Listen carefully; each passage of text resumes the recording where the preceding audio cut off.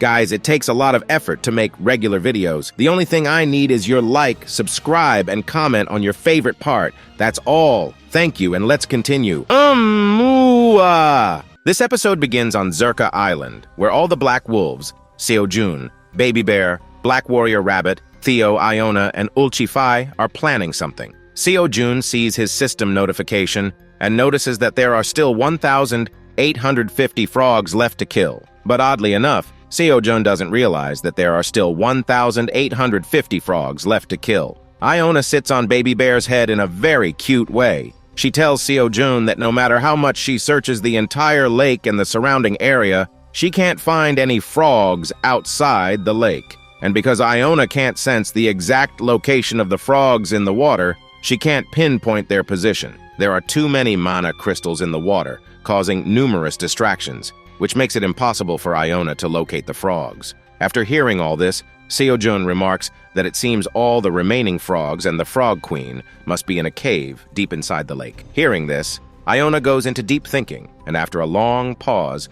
she tells Seo-jun that his theory isn't impossible. She recalls that hundreds of years ago, there used to be a lake in this area. However, the problem is that the area is so deep, even with magic, it would take her months to locate the Frog Queen. And by then, the Frog Queen would have repopulated the monsters so much that it would be too late. Frustrated and angry, Iona declares in a fit of rage that if she creates a huge lava destruction ball, she could evaporate the entire lake at once, boiling the water to an intense level. Without the water, locating the Frog Queen would be easy. But upon hearing such a destructive plan, Seo-jun is shocked and surprised. He quickly tells Iona that she can't do this, because if she dries up the lake, all the aquatic animals and monsters will be killed, including the blue carp fish he came here to save. Meanwhile, Theo teases Iona, saying she's only specialized in spreading destruction. Sitting on Seo-jun's lap like a king, Theo snacks on a churu, looking just like my own Theo does when lounging on the bed. Back to the story, Iona gets irritated and shy, angrily explaining to Theo that there's nothing like that and he's just making fun of her in front of everyone. She doesn't like it at all. Theo then asks Wolf Chief Elka for confirmation. Elka knows that Iona is specialized in destruction. The last time she got angry, she destroyed an entire village. However, knowing that Iona might get angry and kill him, and fearing that agreeing with Theo might ruin their relationship, Elka replies diplomatically like a true politician, refusing to comment. Suddenly, there's shock and surprise on Seo-jun's face. His eyes and mouth remain open, and he shouts loudly, finally noticing that the population of the frog monsters has increased from 500 to 600 to 1850. Seo-jun shouts again, informing his monster friends that the frog population has tripled. Hearing this, Iona, Theo, and the others are left stunned, their mouths hanging open, confused about how the population increased so quickly. Black Warrior Rabbit guesses that the Frog Queen loves to smash and has been very naughty,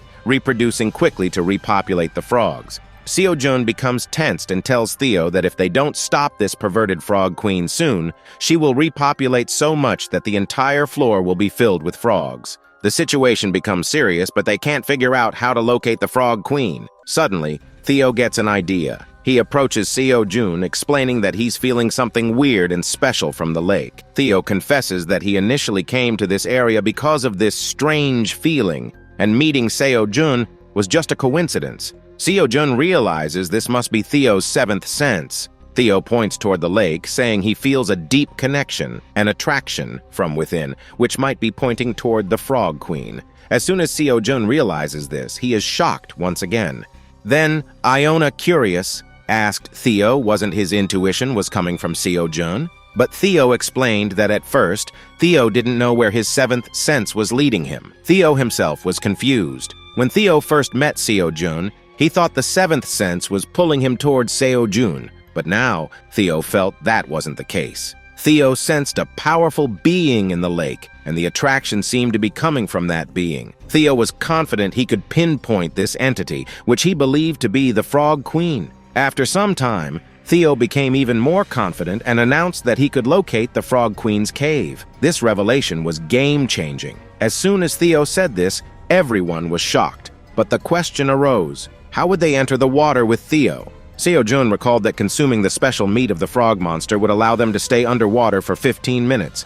However, they didn't know how long they would need to survive underwater, and 15 minutes wasn't enough. Iona, quick on her feet, suggested a plan. Standing on Seo-jun's head, Iona proudly announced she had a magic spell to create a massive shield filled with oxygen. This shield would last an hour, far longer than the effects of the frog meat. Iona raised her magic staff, preparing to cast the shield. Seo-jun then outlined their mission. He would dive into the water with Theo, Iona, Baby Bear, Black Warrior Rabbit, and Wolf Chief Elka. Meanwhile, the Black Warrior Wolves would guard the area. If any other frog monsters appeared, the wolves were to attack and kill them. The Black Wolf Warriors accepted the task, promising to protect Seo-jun's efforts. Wolf Chief Elka wished Seo-jun good luck, praying for his safe return after defeating the Frog Queen. Seo-jun vowed to guard the lake's entrance, so no external factors could interfere with their mission. Elka's support gave Seo-jun confidence, and he expressed his appreciation for the Black Wolf Warriors.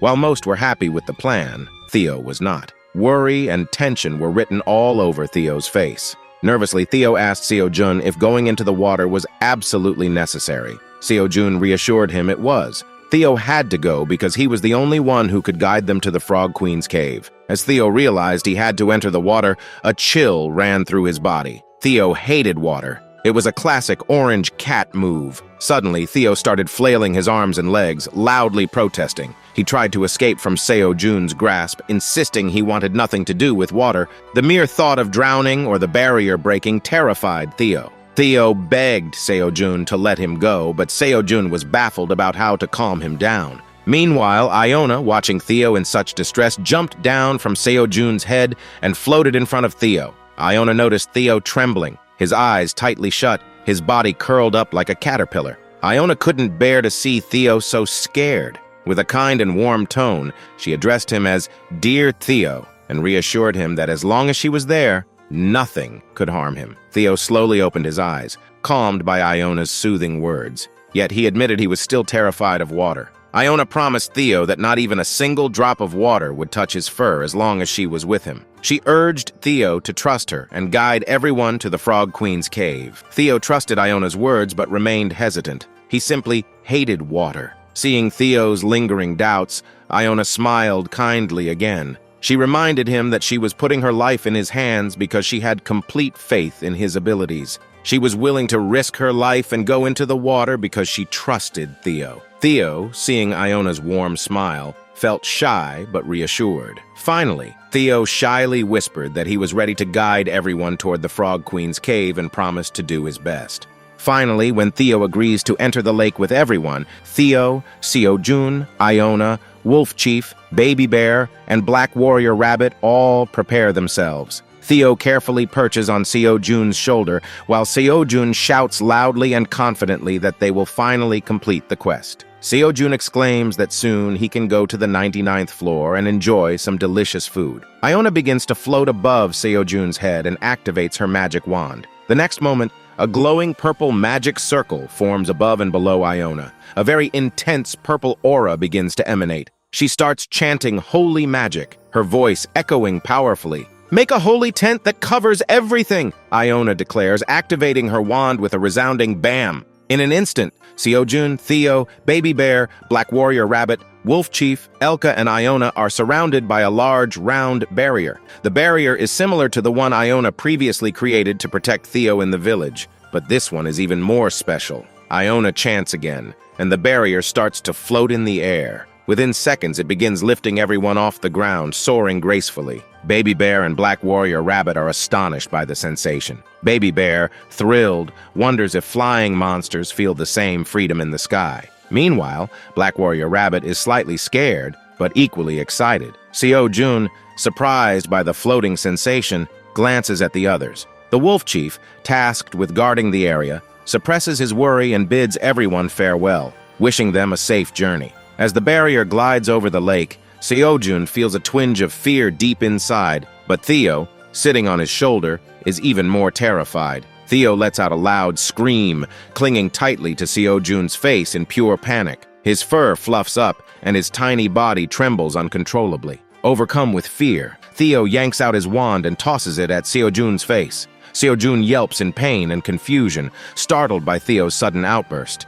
Theo shrieks. his voice trembling as he pleads for Seojun to let him down immediately. "I can't do this! I'm too scared!" Theo cries out, his tiny claws digging into Seojun's cheeks. Meanwhile, the Black Warrior Rabbit, observing from the outside, notices the barrier shaking violently. It looks as though it might break apart any moment due to Theo's chaotic movements. Concerned, he wonders if Seojun and the group will even make it into the lake safely. Seojun, now frustrated, scolds Theo loudly. "Theo, get a grip! If you keep running around like this, the barrier will break, and we'll all fall into the water." Suddenly, the barrier plummets toward the lake with alarming speed. The Black Warrior Rabbit, watching from a distance, shouts in panic. Did the barrier break? Did they fall? Will they survive? Inside the barrier, Theo is still glued to Seojun's face like a magnet. His claws clutch tightly, refusing to let go as Seojun groans in discomfort. Despite Seojun's attempts to pry Theo off, Theo remains firmly latched. Black Warrior Rabbit tugs on Theo's tail, reassuring him that they are safe, while Elka tries to calm him with soothing words. Baby Bear, standing below, wonders how he can help diffuse the chaos. Finally, Iona's gentle voice echoes through the barrier, calling out to Theo. "Dear Theo, there is nothing to fear. Look around you, and all your fears will disappear." Her words are kind yet firm. Theo hesitates, but eventually turns his head slightly, peeking out from behind Seojun's face. As soon as he looks around, both Theo and Seojun freeze in awe. They realize they are now fully submerged beneath the lake's surface, and the view is breathtaking. The underwater scenery is mesmerizing, a vibrant world of greenery, magical stones emitting faint glows, and mystical fish swimming gracefully. The light filtering through the water creates a magical atmosphere, as if they are in a dream. Seojun feels like he's floating inside a massive aquarium, marveling at the beauty surrounding him. Theo's mouth waters as he stares at the colorful fish, muttering that they look delicious. Meanwhile, Black Warrior Rabbit and Baby Bear are equally amazed,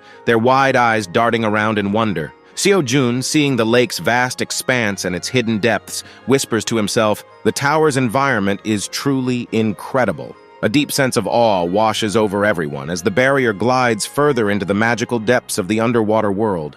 But then the voice of Iona shatters the intensity of this awesome moment. Iona urgently asks Seojun to tell Theo in which direction she has to go. With a swift motion, Seojun lifts Theo onto his lap and firmly asks him to pinpoint where they need to head. Theo, still slightly panicked, finally calms himself down. He realizes that the barrier is holding strong and there's no chance water will invade his body. Taking a deep breath, Theo closes his eyes and concentrates. He searches for the strongest pull of attraction guiding him. After a few tense seconds, Theo speaks in a determined tone, saying they need to go deeper. Without hesitation, Theo guides Iona, telling her exactly which path to follow. Iona, confident in Theo's instinct, directs her magic barrier in the specified direction. Time passes as they navigate the unknown. Minute by minute, the magic barrier descends deeper into the eerie lake. Finally, they emerge into an unexpected tunnel and traverse through a cavern. What they find on the other side leaves them stunned.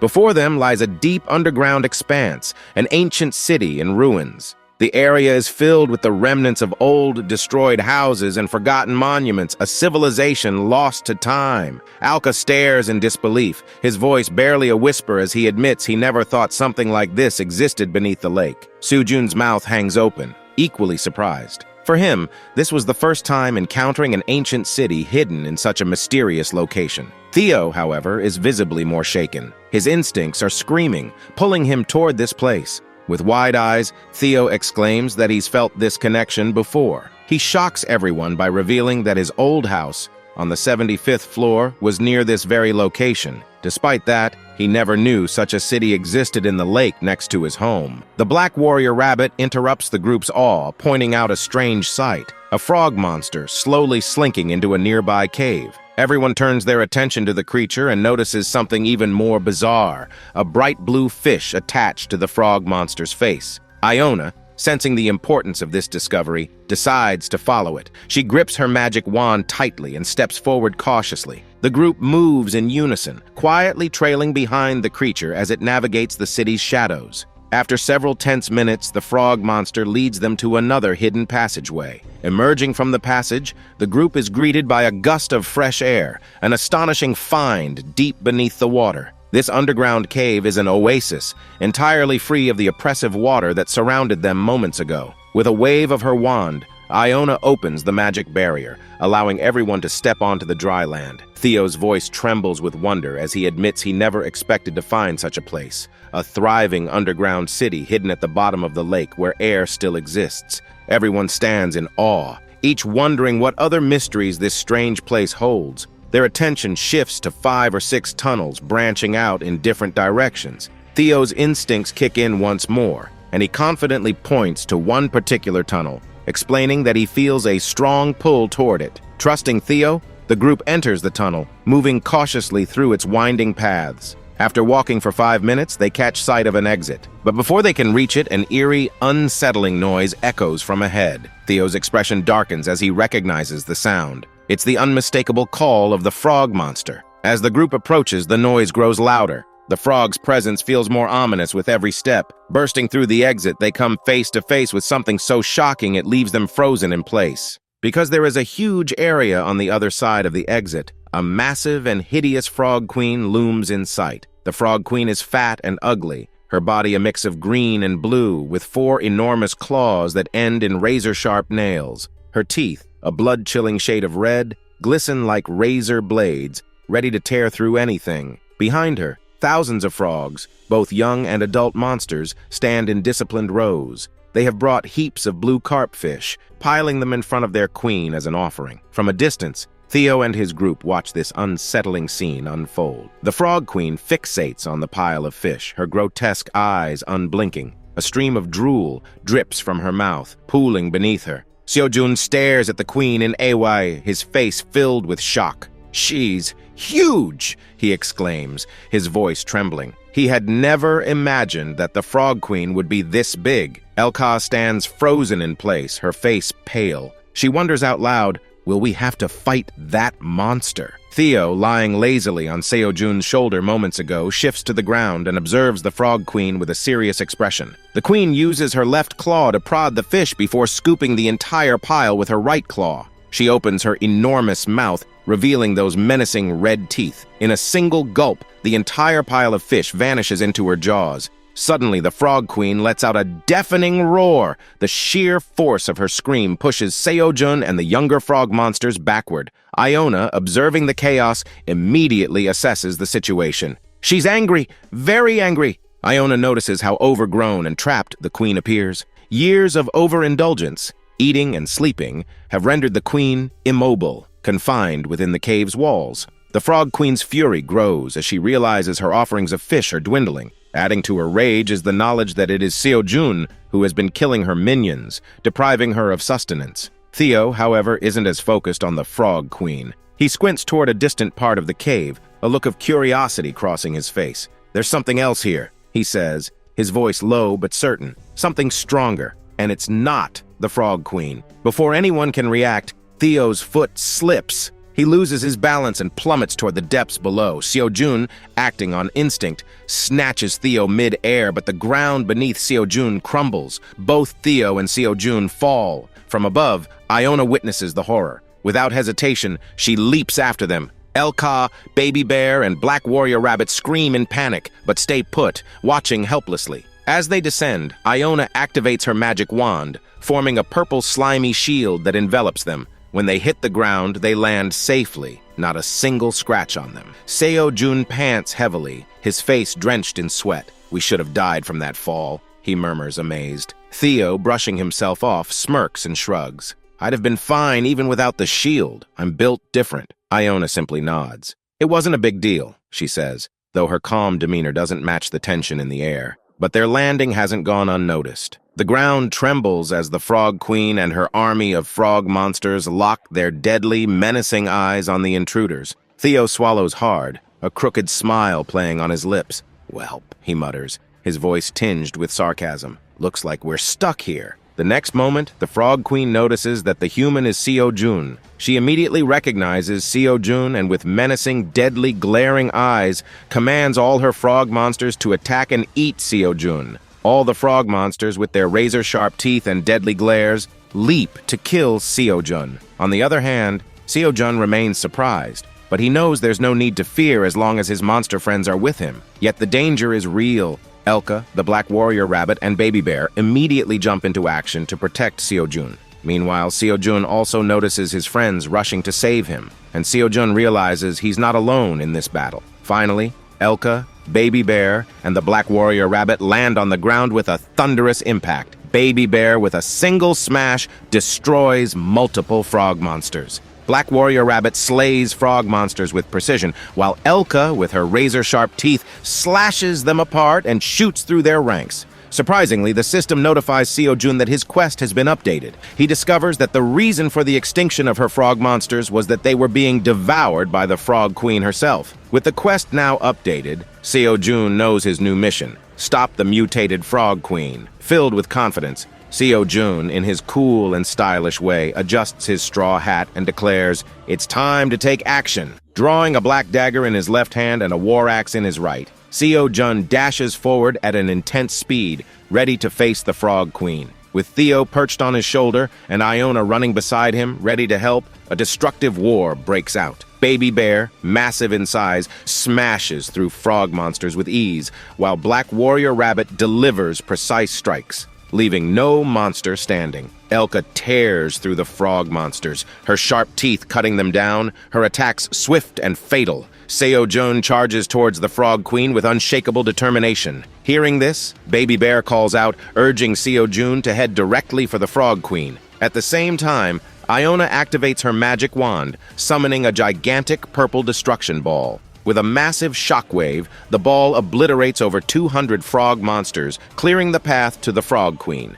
Now it's just Seo-jun and the Frog Queen. As Seo-jun dashes forward, the Frog Queen fixates on her prey with a deadly glare. Seo-jun, with a war cry, leaps into the air, ready to strike the Frog Queen with his war axe. Seo-jun screams with all his might, vowing to end the Frog Queen in one shot. With all his strength, Seo-jun hurls his war axe at the Frog Queen, but to her shock, the Frog Queen merely lifts her enormous claws and blocks the attack. The war axe embeds itself in the Frog Queen's hand, but it causes only a slight scratch. The Frog Queen, immense like a mountain, stands unfazed. Locking eyes with Seo-jun, the Frog Queen swings her claws with the intent to smash Seo-jun like a mere mosquito. For the first time, doubt creeps into Seo-jun's mind. He has easily defeated countless frog monsters before, but now he wonders, is he powerless before the mutated Frog Queen? Is he nothing compared to this monstrous foe? The Frog Queen strikes with a devastating blow, creating a massive shockwave. Seo-jun's straw hat flies into the air as he is struck down.